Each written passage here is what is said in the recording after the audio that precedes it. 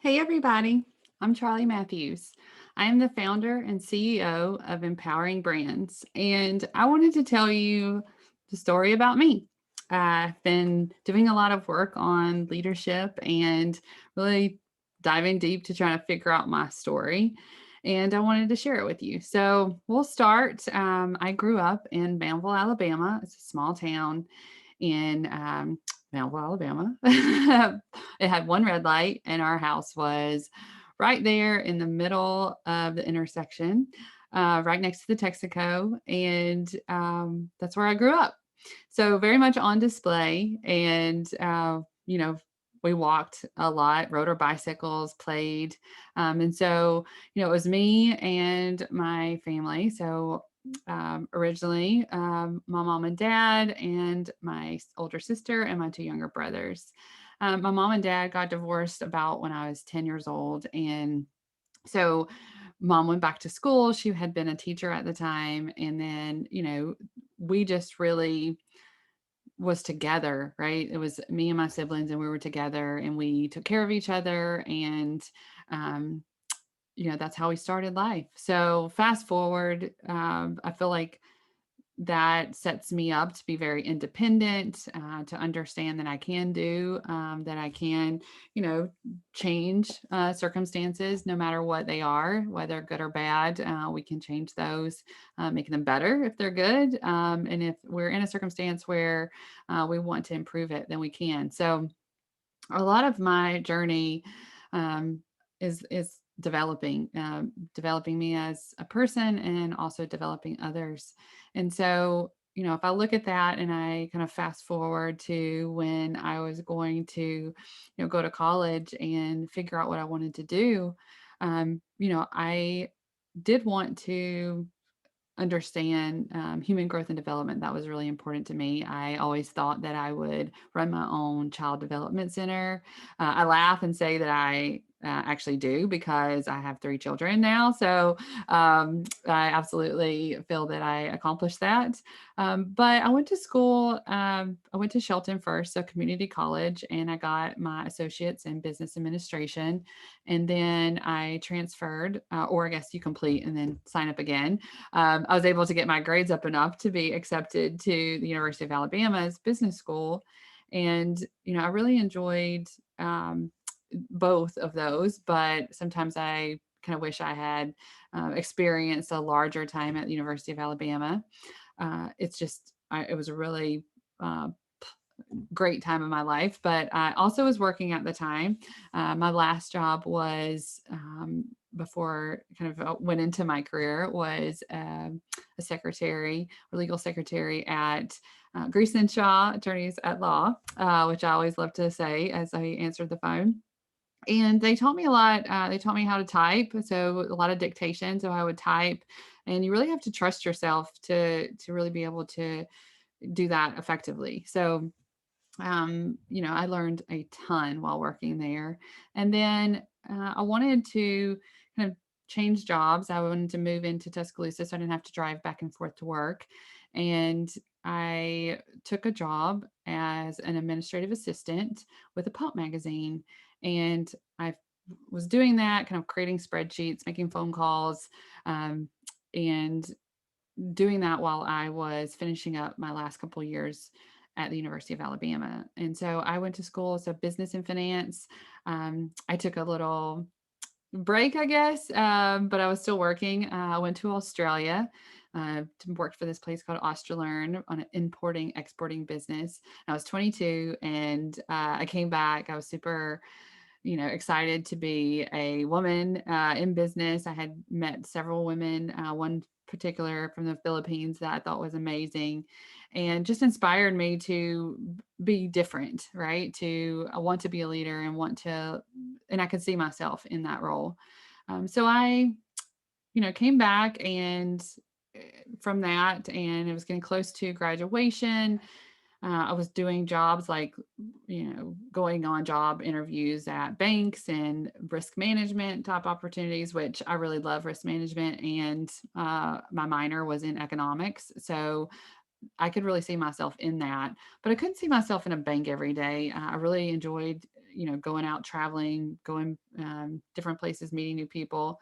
And I got a little taste of that as I was the admin. I was also doing like sales calls to set up booths, sell booth space for an event that we were doing.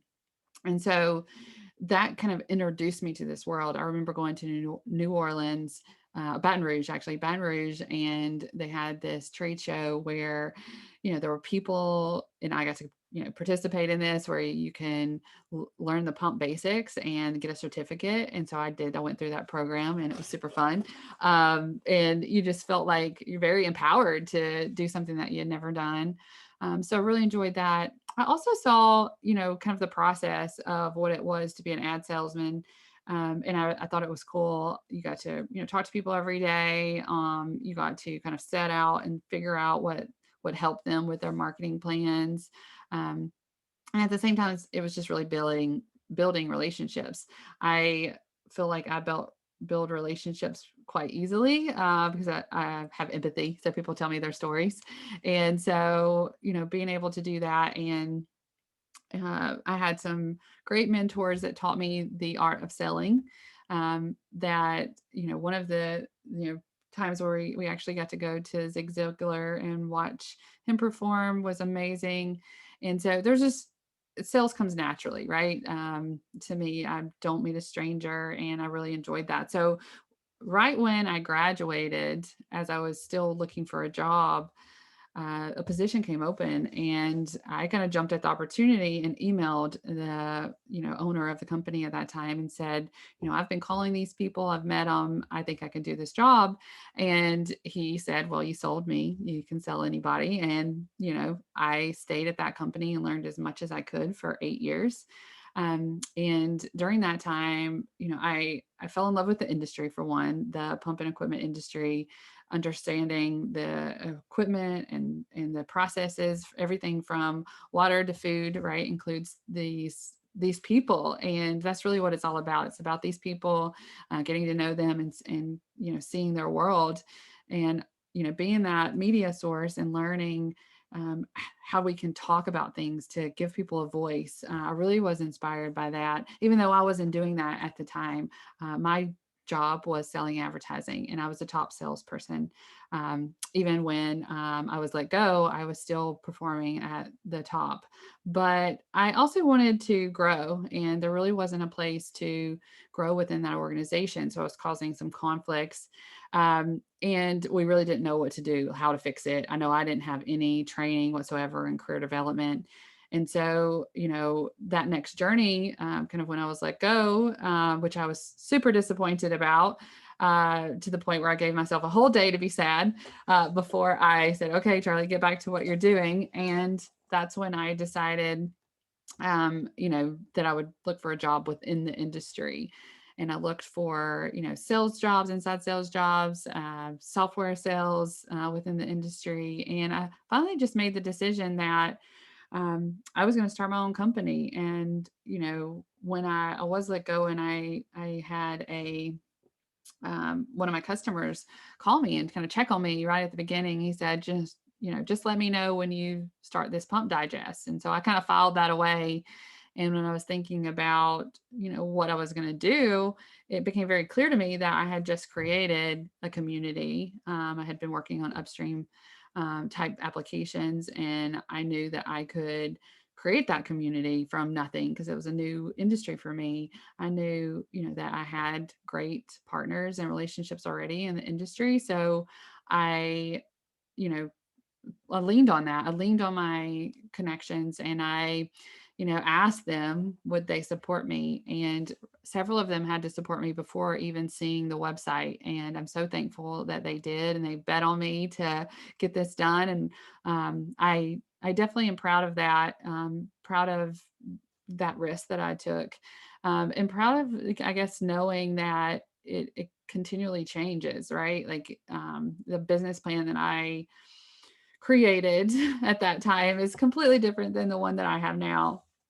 And so My start was creating, this way, everything had to look better, feel better. So creating an awesome website with great graphics and, being able to be active on social and social media was on every page of the website because that was so important. The connecting and just educating our industry that social media was a great gift. And we needed to be utilizing it in order to stay connected, to share content, and to make an impact where we need to. So I still feel like that's super important today, but I do it more not just as a job for myself, but it's a career and it's a career for others as well. So we have several people on our team, the Empowering Brands team, that talks with our clients and figures out the best ways that we can create, content and distribute it through digital forms, website, newsletter, social media. What do you call Zoom or any other platform that we're slacking today, whatever we're going to call that, but just connecting the community through this digital form. And that was important for me. So building that community, it started way before I started my company, through LinkedIn. And, I set up the profiles. I taught people how to set up and make their profiles 100% complete. And, along the way, I also made mistakes. So I remember setting up a Twitter profile and just like leaving it, and then realizing that my customer at the time was sending me direct messages that I hadn't seen in a long time, maybe a year. And so I said, well, and it's one step further. It's okay, we need to educate people on how to use these tools to be effective, and to make sure that they are not, abandoning their clients, because they are talking to them in these spaces and they need to know how.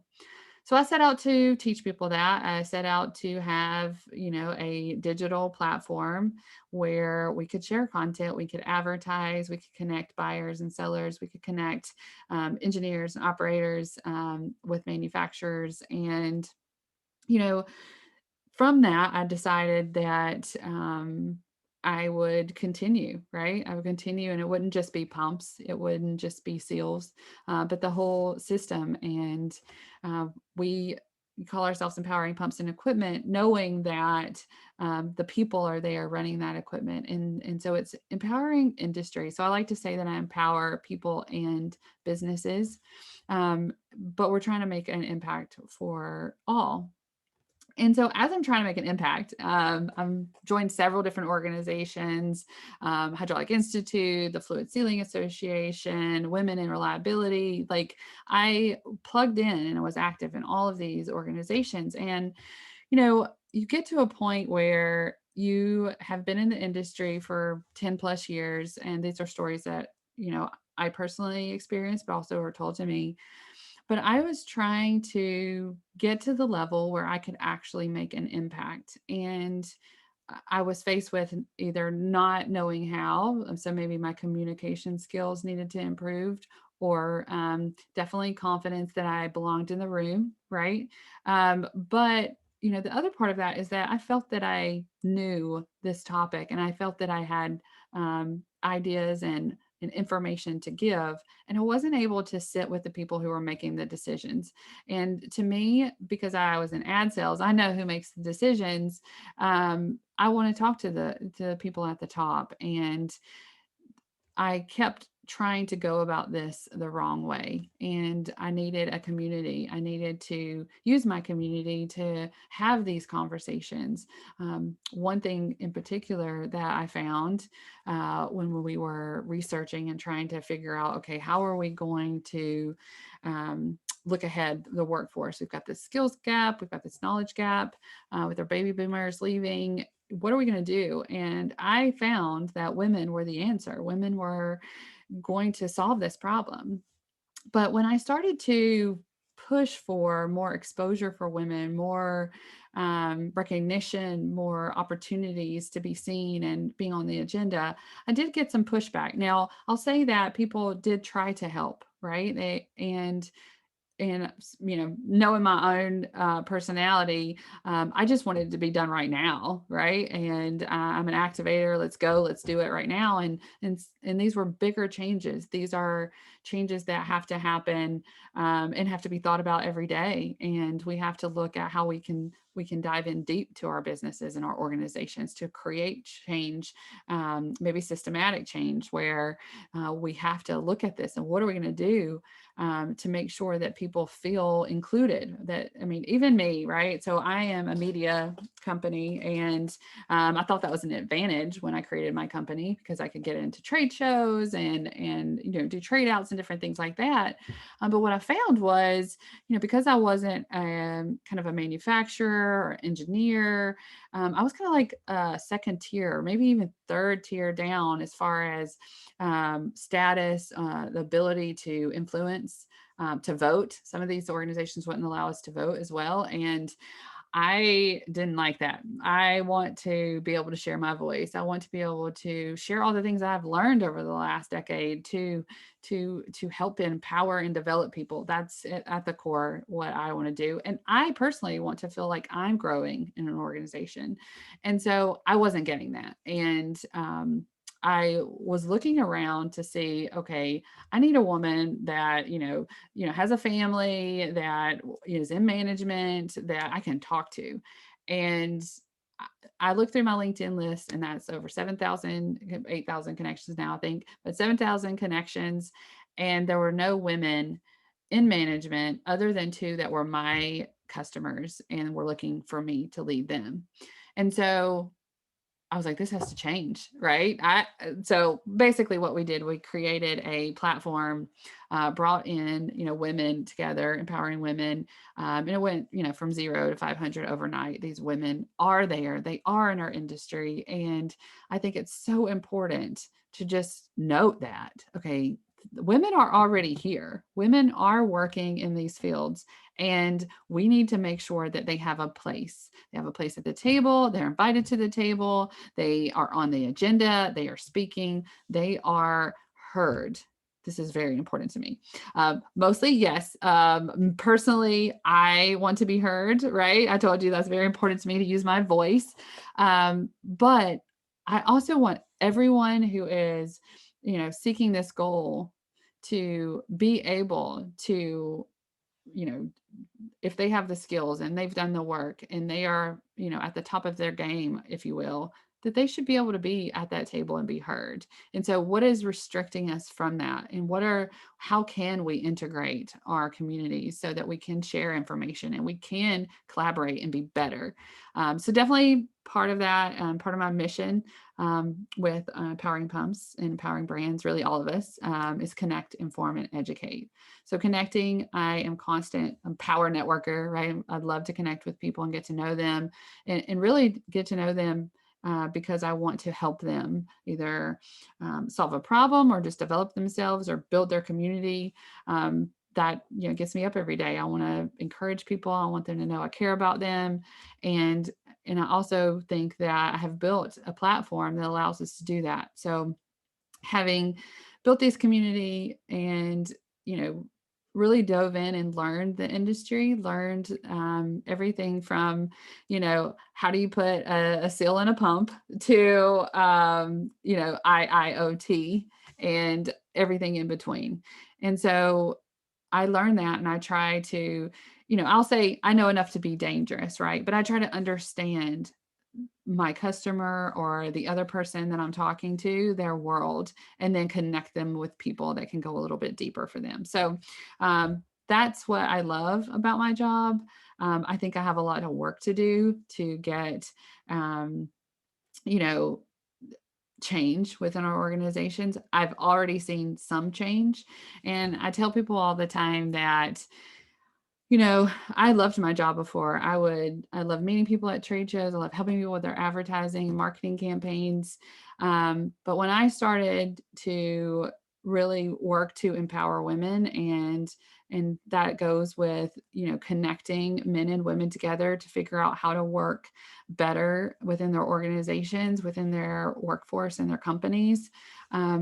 I can get up every day and work on that. And that gives me great purpose. And, from that little girl who was independent, and, I used to go around and sell everybody Girl Scout cookies. From that girl to, leading on the basketball team, which y'all have probably heard that story. that leadership and figuring out that leadership is a responsibility and a choice that you have to make to decide, okay, I'm going to get better in these areas and I'm going to figure out, what are my strengths, and I'm going to work within those strengths, and I'm going to figure out who is my community and how am I going to connect with them and help them and add value to their lives. I think that at the end of the day, if I think about my story and what my story will continue to be, it will be empowering people to use their voice. And I have the platform to give them the opportunity to do that, whether it's through a website, through social media, through our Empowering Industry podcast, which is super fun, by the way. Being able to talk to whoever you want, just ask them questions is so much fun. So anyway, long story short is I just wanted to jump on here, tell you a little bit about me, and tell you why I am empowering brands and empowering pumps and equipment and empowering women in industry. And I'm Charli K. Matthews, and I'm just a girl, but a courageous girl that cares about people and is on a mission to grow our industry and make pumps sexy. Yeah, definitely that. Stay tuned.